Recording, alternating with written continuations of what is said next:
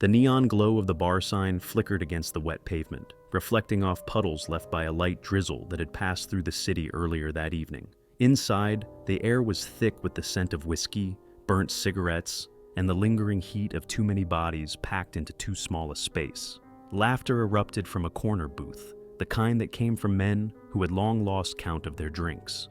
Frank Holloway sat alone at the bar, nursing a single glass of whiskey. He had seen bars like this all over the world, some dirtier, some cleaner, but all filled with the same kind of people: the rowdy, the lost, the ones looking for a fight, and the ones trying to forget. He wasn't here for company. He was here for the quiet, for the dull hum of life moving around him without asking anything from him. His old Marine Corps jacket rested on the back of his chair, worn and frayed, the patches faded but unmistakable. He wasn't the kind of man who boasted about his service. He didn't need to. And then, as always, someone made the mistake of underestimating him. The laughter from the booth grew louder, sloppier, and then, just like a bad storm rolling in, they turned their attention on him. "Hey, look at this guy," one of them slurred, his words just clear enough to be heard over the music. "What do we got here? Some kind of war hero?"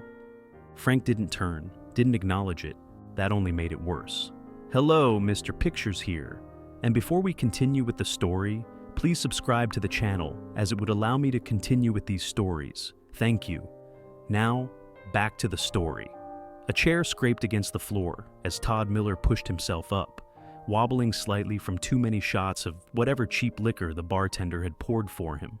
Tall, broad-shouldered, and full of misplaced confidence, he was the kind of man who had never been told no, who had never walked into a situation he couldn't talk or fight his way out of. His friends, a few equally inebriated guys, smirked behind him, nudging each other, waiting to see how this would go. Todd walked up beside Frank, gripping the bar to steady himself. "Come on, old man, don't be shy." Frank still didn't look at him. Todd grinned, flashing his teeth at his friends. He was going to make this guy react. "You ever kill someone?" he asked, voice carrying over the bar. "Bet you got some crazy stories, huh? All that war trauma. What's it like waking up in the middle of the night screaming?" A few heads turned. The bartender paused mid-pour, his eyes flicking toward Frank, then back to Todd, waiting. Frank slowly swirled the whiskey in his glass, watching the way the amber liquid caught the dim bar lights. Still, he didn't turn. Todd chuckled, shaking his head. "Damn, you're no fun. Bet you sit here every night pretending you're still important." Frank exhaled, slow and steady. Then Todd did the one thing he shouldn't have done. He reached for Frank's glass. With a lazy swipe, he knocked it clean off the bar. The glass shattered against the floor, shards spreading out in every direction. The bar went dead silent. The music still played, but no one was paying attention to it anymore. The bartender tensed. A couple in the corner, mid-conversation, froze mid-sip. Todd grinned, waiting for the old man to explode, to shout, to lunge at him. Instead, Frank moved. Not fast, not slow, just enough for everyone watching to realize they had been underestimating him from the second he walked in. He pushed his chair back slightly, straightened his posture, and finally turned to look at Todd. His expression didn't change. His voice stayed level. "Son, you just made the worst mistake of your life." Todd scoffed, the tension creeping into his shoulders as he tried to keep up the act. "Oh, come on, it's just a drink." Frank studied him, really studied him. Not like a man sizing up a fight, but like a man recognizing something familiar. The arrogance, the false confidence, the kind of kid who had never been truly tested. Todd's smirk faltered, just for a second. "You ever hear the sound of bones breaking, kid?" Frank asked. Todd blinked. "What? You ever hear a grown man beg for his life? You ever hear the way someone breathes when they know it's their last?" The entire bar felt like it had dropped a few degrees. Todd swallowed. He could feel the heat of the stairs pressing against him, could feel something shifting beneath his feet, something he didn't understand. He shook it off, forcing a laugh. "Oh man, you're really playing up the whole tough guy thing, huh? Relax, I was just messing with you." Frank didn't blink, didn't move. Then he stood up. Not in a rush, not aggressively, just enough. Enough for Todd to realize how wrong he had been. Todd took a step back. He didn't even realize he did it. Frank wasn't a big man, wasn't loud, wasn't flashy. but he carried something Todd had never seen before. Real power, real control. Todd laughed again, but this time it was hollow. "All right, Grandpa, we get it. You're a badass." Frank took a step forward. Todd took another step back. The bar was watching now. The bartender's hand hovered near the phone, ready to call someone if things got bad. Todd's friends weren't laughing anymore. They weren't moving at all. Frank tilted his head slightly. "You think I need to prove something to you?" Todd opened his mouth to respond, but no words came, because suddenly he realized he had already lost. Frank smirked. "Just barely." "You're a punk," he said quietly, "and punks always learn the hard way." Todd swallowed hard. His body was screaming at him to do something, anything, to throw a punch, to back away, to run. Instead, he clenched his jaw and turned sharply. "Whatever," he muttered under his breath, pushing past the crowd, heading straight for the exit. His friends hesitated for half a second before following, their heads low, their bravado gone. The second the door swung shut behind them, the bar exhaled. Frank sat back down, adjusting his chair like nothing had happened. He motioned to the bartender. "Pour me another." The bartender didn't hesitate. And the rest of the bar? They knew damn well not to mess with this man. The door slammed behind Todd and his friends, the force rattling the glass. But it didn't make a difference. The moment they stepped outside, they were nobodies again. The thick, humid air of the night hit them like a slap, but it wasn't enough to clear Todd's head. His chest burned with a mix of embarrassment and rage. He could still hear the silence in the bar, the way the laughter had died, the way everyone had just watched as Frank took control of everything without even raising his damn voice.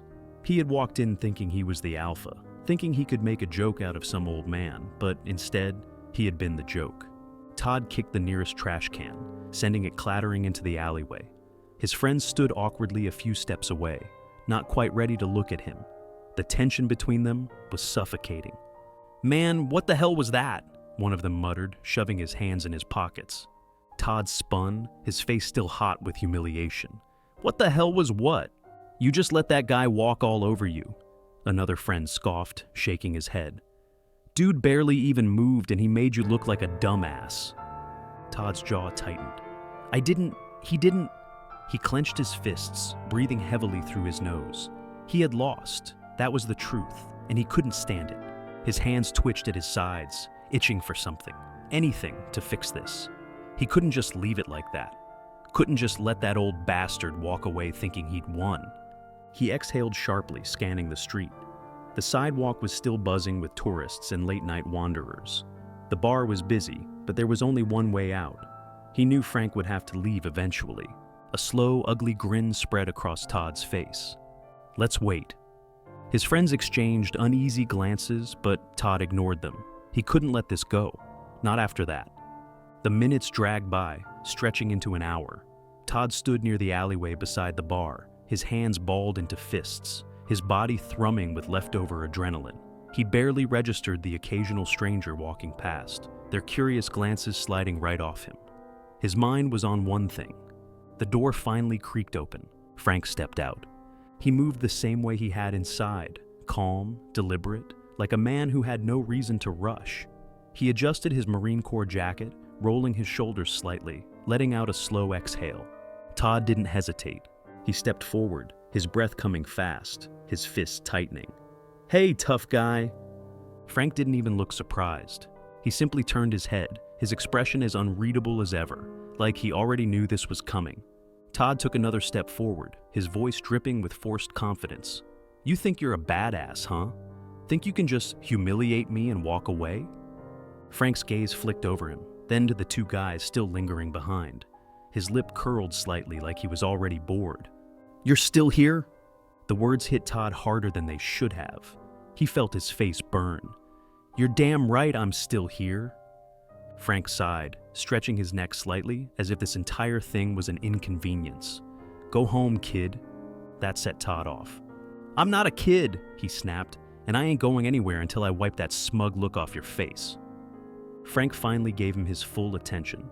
He took a slow step forward, and Todd had to fight the urge to step back. "You want another shot at embarrassing yourself?" Frank asked, his voice dangerously low. Todd clenched his jaw. "I want to fight." Frank exhaled, shaking his head. "No, you don't." Todd scoffed. "What, scared?" Frank smirked. "Number? I just don't fight idiots." Todd saw red. Before he could think, before he could process, his body acted. He lunged. A clumsy, rage-fueled swing aimed straight at Frank's face, and in the next second, he was on the ground. He didn't even see what happened. 1 second he was moving, fist raised. The next, he was staring up at the night sky, his back slamming against the pavement, the wind completely knocked out of him. Frank was standing over him, still calm as ever. Todd gasped, struggling to breathe. His body felt like it had just been hit by a truck. He could barely register the pain in his shoulder where he had landed. Frank crouched down slightly, his voice just loud enough for Todd to hear. "I've put down men twice your size in half the time," he said quietly, "and they were actual threats, not drunks with something to prove." Todd wheezed, his entire body frozen. His friends? They were gone. Frank shook his head, standing back up, adjusting his jacket. "You know, son," he said, his voice unreadable, "if you spent half the energy you waste proving yourself on actually being someone, you might just turn out all right." Todd lay there, his pride shattered, his limbs refusing to move. Frank turned without another word and walked away, disappearing into the night. And this time, Todd didn't follow. The night air pressed heavy against Todd's chest as he lay sprawled on the cold pavement, staring up at the dim glow of the streetlights. His body ached, his shoulder throbbed from the impact, and his ribs felt like they had been compressed by an unseen force. He could still hear the last words Frank had spoken to him, echoing in his skull like a gunshot. "If you spent half the energy you waste proving yourself on actually being someone, you might just turn out all right." Todd's breath came in short, uneven bursts. He wasn't just winded, he was broken, and not just physically. He turned his head slightly, scanning the street for his friends. But they were gone. Cowards. They had ditched him the second things went south. Maybe they had stuck around to see him get knocked down, to see him humiliated one last time before disappearing into the city. But deep down, Todd knew the truth. They hadn't left because they were scared of Frank. They had left because they were embarrassed of him. A bitter laugh bubbled up in his throat, but it died before it could escape. He swallowed hard, pushing himself up with trembling arms. His entire body felt heavy, like he was dragging the weight of his own stupidity along with him. His palms scraped against the rough pavement as he forced himself upright, his knees unsteady beneath him. He had never felt this way before, not after a bar fight, not after a bad breakup, not after losing a stupid bet and making a fool of himself in front of a crowd. Because this wasn't just about losing. This was about seeing himself, really seeing himself for the first time. And what he saw, he didn't like it. He staggered to his feet, his jaw clenched so tight it ached. The street was quiet now, save for the distant hum of a passing car, the occasional laughter spilling from a nearby bar. He felt like he was moving in slow motion, like the world had moved on without him, leaving him standing there in the wreckage of his own arrogance. His mind raced. He could just walk away.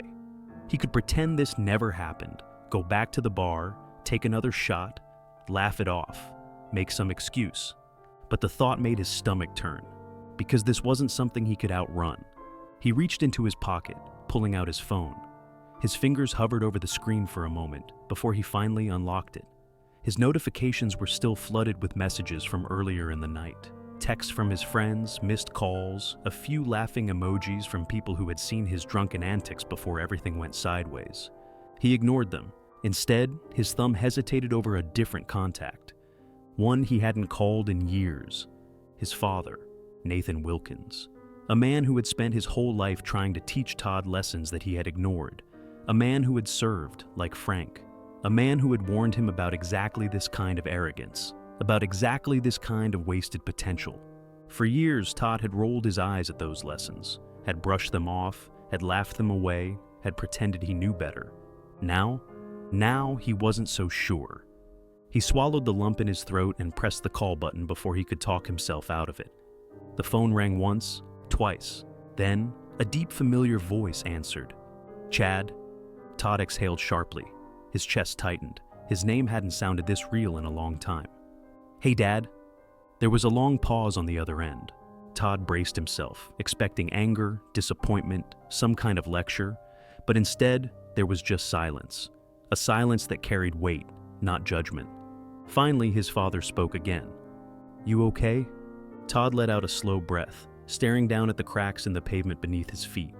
His fingers tightened around the phone. For once in his life, he didn't have a smartass response. He didn't have a lie. "Hello, Mr. Pictures here. And before we continue with the story, please subscribe to the channel, as it would allow me to continue with these stories. Thank you." Now, back to the story. He didn't have an excuse. "No," he admitted, his voice barely above a whisper. "I don't think I am." Another pause, but this time, it didn't feel heavy. It felt open. Like a door that had been locked for years was finally cracked just enough to let light through. "Where are you?" his father asked, his voice softer now. Todd closed his eyes for a second before answering. "Not where I want to be." His father sighed, the kind of sigh that said he understood. "Well," he said after a moment, "let's fix that." Todd swallowed the lump in his throat, nodding to himself. Yeah." And just like that, for the first time in his life, he was finally ready to listen. Todd sat on the curb outside the bar, phone still pressed against his ear, heart pounding in his chest like a war drum. He could hear his father breathing on the other end, steady, expectant, waiting for him to say something more. The weight of his father's simple response, "Let's fix that," was like a crack in the dam, letting something loose inside him that he didn't know how to contain. His hands curled into fists against his knees. His body still ached from hitting the pavement, but it wasn't the pain that gnawed at him. It was everything else. The humiliation, the realization, the sheer cold clarity of how far he had fallen into himself without even noticing. He exhaled slowly, staring at the worn-out sneakers on his feet. "I don't even know why I called." His father's voice came low, calm. "Because you finally ran out of places to run." The words struck deep. Todd closed his eyes for a second, forcing out a bitter laugh. "Yeah, guess so." Another silence. It stretched between them, but it wasn't empty this time. For years, Todd had been filling every second of his life with noise. Drunken nights, cheap laughs, empty bravado, the click of a recording button, the cheers of his idiot friends, anything to keep from sitting in silence with himself. But right now, for the first time in years, he wasn't afraid of it. His father spoke again, steady as ever. "Tell me what happened." Todd hesitated. "I don't know where to start." "Start with why you're sitting on the curb calling your old man instead of back in that bar acting like a jackass." Todd let out a sharp breath through his nose, shaking his head. "Because I messed up. Big time." His father didn't say, "I told you so." Didn't sigh in disappointment. Didn't even react right away. He just waited, and Todd found himself filling the silence. "I thought I had everything figured out, you know," he muttered, his fingers gripping the edge of the curb. I don't know, man. I thought I was in control, that I could just keep messing around, doing whatever, and that none of it would ever matter." He paused, then laughed, but it wasn't amused. It was hollow. "But tonight, I ran into this old guy, ex-Marine. Todd clenched his jaw, running a hand through his hair. "He didn't even have to do anything. He just stood there, and suddenly, I felt like a goddamn idiot." His father was quiet for a moment. Then, he said something Todd didn't expect. "What was his name?" Todd blinked. "What?" "The Marine." Todd hesitated, remembering the cold, steady stare that had cut through him like a knife. "Frank," he said. "Frank Holloway." His father let out a low breath, and for the first time since Todd had made the call, he heard something shift in his voice. "I know Frank." Todd's stomach dropped. "What?" "I served with him." The world felt like it tilted slightly. Todd straightened, gripping the phone tighter. "You're messing with me." "I'm not," his father said. "We were in the same unit for a while. Haven't seen him in years, though. But if you ran into Frank Holloway..." He paused. "Then, son, you were up against the real deal." Todd let out a slow breath, his mind racing. He thought about the way Frank had looked at him, the way he had spoken. Not like someone who wanted a fight, but like someone who had already fought every battle that actually mattered. That wasn't just some random tough old guy in a bar. That was someone who had seen war, had survived things Todd couldn't even begin to imagine. And Todd had been a drunk idiot running his mouth at a man who had lived through hell. His throat tightened. I made an ass out of myself, didn't I? His father let out a small chuckle. Oh, I'm sure you did. Todd sighed, dragging a hand down his face. What do I do now? His father was quiet for a long moment. Then he finally said, Do you actually want to change? Or are you just saying that because you got your ass handed to you? The question hit deep. Todd opened his mouth, but nothing came out. Did he? For years, he had been so used to brushing things off, laughing things away, keeping people at a distance so he never had to deal with the weight of anything real. But tonight, he had finally run into someone who didn't let him do that. Tonight, he had been forced to face himself, and he hadn't liked what he saw. His jaw clenched. I want to change, he said, his voice quieter than before. I just don't know how. His father exhaled. Then come home. Todd blinked. What? Come home, his father repeated. You want to fix this? Start there. Todd hesitated, his mind immediately throwing up excuses. He had spent years avoiding going home, avoiding the conversations that came with it, avoiding his father. But now he had nowhere else to go. For the first time in a long time, he didn't have a drink in his hand, didn't have a crowd around him, didn't have a camera recording every second of his life. For the first time, it was just him. And the silence wasn't as scary as he thought it would be. Okay, he said. His father didn't sound surprised, just steady. I'll be waiting. Todd nodded to himself, swallowing the lump in his throat. Yeah, see you soon. He hung up and stared at the screen for a long time before slipping the phone back into his pocket. The bar was still open. He could hear the faint sound of laughter and music drifting through the door. A few hours ago, he would have been inside, drinking, laughing, wasting himself. But not tonight. Tonight, for the first time in his life, he was walking away.